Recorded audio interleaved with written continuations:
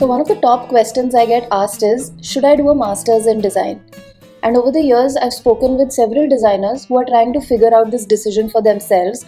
And I thought maybe I should just record my thoughts and send this video to anyone who's going through this decision. Obviously, there is no right or wrong answer. But what I figured is there are certain people who would benefit more from a master's versus others, and certain patterns of how these career trajectories look like. Instead of giving you a yes or a no, I'll go through 6 different career trajectories where a master's would be a good option and where not doing a master's might be a better option for you. For all of these, I'll add some examples of people who are either my friends or whose trajectories I've seen and they fit well into these. And you can just refer to them and see if this is making sense to you and whether it's useful. And about me, I have done a bachelor's in design from IIT Guwahati and a master's in design and business from Harvard University.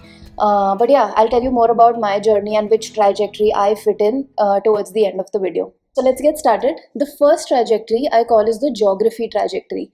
And these are the folks who know that they want to change their location. For example, if someone is in India and they are sure that they want to work in Europe or the US over a long period of time, in today's day, doing a master's is one of the more straightforward ways of doing it. You could have a background in design, you could not have a background in design. So what people do is they do a master's or an MBA also to figure out like that geographical move. So the pros of this is that, for example, the US gives you a certain visa to work after you have done your master's, and then a way to get sponsored by a company and then work over there. So many people who wanted to do it have done the master's route.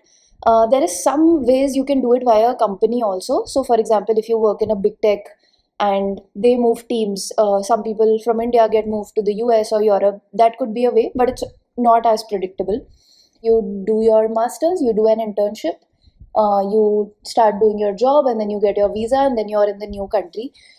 Sometimes I've seen people don't even think very deep on which college or exactly which curriculum they want to go to, because the end goal is moving into a country. But one thing to keep in mind for this is in 2026, the job market is fluctuating a lot. You would see certain companies just taking lesser number of people. So there is a lot of flux, so it can be a risky decision. And the second one, which doesn't get talked about a lot, especially in the US, is your visa. Many people want to work in certain startups or in setups. However, they're not able to do it because the visa is not as secure. And they end up working in a larger company. And even if they're not enjoying it for many years, they tend to work in that setup because then you do need a sponsorship from your other employer. And switching that has paperwork that could be very long and things can change in the middle. So, this still remains one of the sure shot ways of moving into a new country. The second is what I call the career pivot. An example would be someone who is already a graphic designer but wants to move into product design, or someone who is not from a design background but wants to be a designer. Now this gets a little tricky. I would give this a 50-50 on whether a master's would be helpful in this or not. If again location is one of your things, probably pivoting your career plus getting a location is a good way. However, if you want to become a UX designer, design has become very meritocratic, where even if you watch some videos online, try to build product yourselves, or just tinker around with tools, people have been able to learn design in 1, 2, or even 3 months and crack a job or like an internship at a good company. So here I would suggest thinking, are you someone who likes a structured framework with a network and someone who tells you what your curriculum should look like? Then probably masters is one way to think about it. Just keeping the financials in mind, because it does tend to get a little expensive. So you'll have to figure out a way of working after that, so if you're taking a loan and repaying that. Another thing here would be, if your immediate thing after this is securing a job, how is the job market right now, and what are the kind of roles that are in the job market, and how well you would be placed after your masters. If you have some sort of financial constraint, there are a lot of options today where you can just learn design on your own, or even reach out to people, get some advice, and build your own portfolio. And there are many examples of people like this who've done that. Now the third one is the builder trajectory. These are people who love building things. They are what I call the hustlers. They like the ownership, they like the action, and they're very close to the industry. This would be one category where I feel not doing a master's is actually more beneficial at this stage.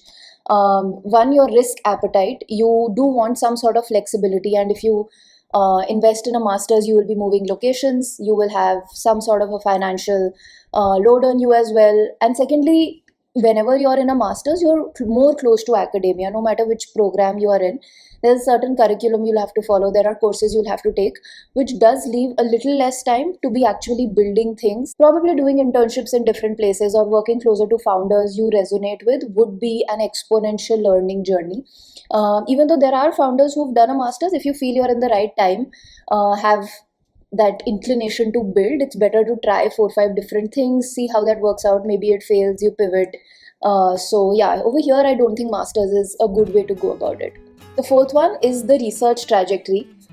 These are people who want to go very deep into academia, just learning more, consuming more research papers. Eventually, they want to become either a professor, want to do PhD, or join research teams. Over here, the clear way is actually doing a master's. It might be very difficult to not do a master's and then still be able to pursue one of these things. So, if you want like a good ecosystem of professors, a good ecosystem of peers, and then having access to some of the best papers, information, knowledge, being able to do experiments, have access to labs.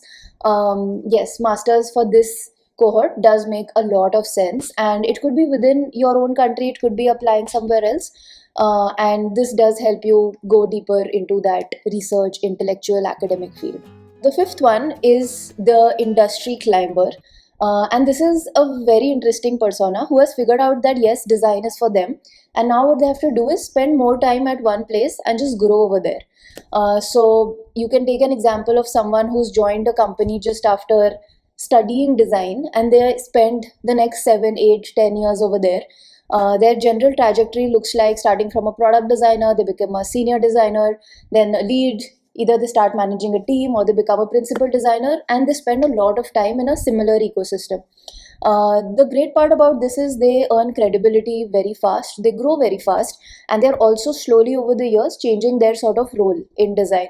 Another upside to this could be if you join a good startup, you accumulate good ESOPs or stocks over time. And if the startup does well, you get exponential returns in wealth. The downside to this is that you might get accustomed to a certain way of working. And if you tend to switch somewhere else because you've spent almost a decade in one place, it could get harder to understand either the ways of working or culture.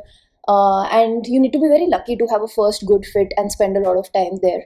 So yeah, if you figure out like design is your calling and you see a few options around you where you see you can spend a lot of years, this is actually great. And doing a master's here might not be that beneficial, because let's say even if you do a master's and come to a similar role, the delta in salary or your level might not be very different.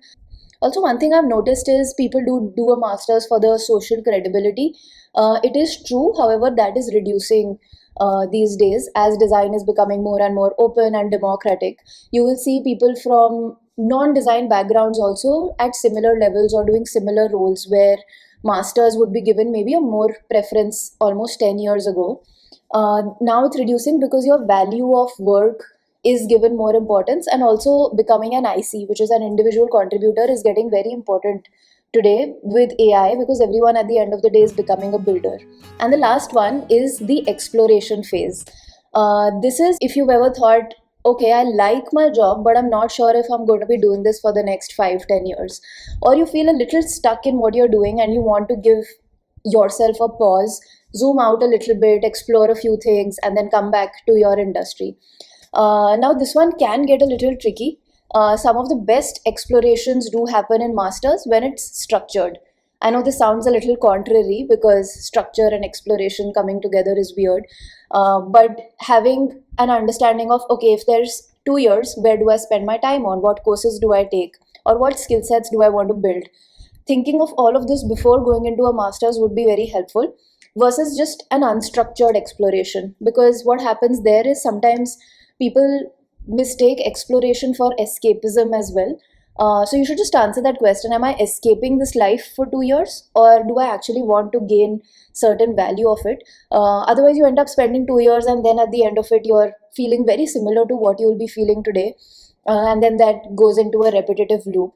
So, yeah, if you want this exploration phase, it's very important to know what you already are good at, what do you want to explore, and what would life look after that, after the masters. So, yes, instead of thinking of should I be doing a masters or not, you should just think about which trajectory looks more exciting to me, and am I happy giving time, energy to them.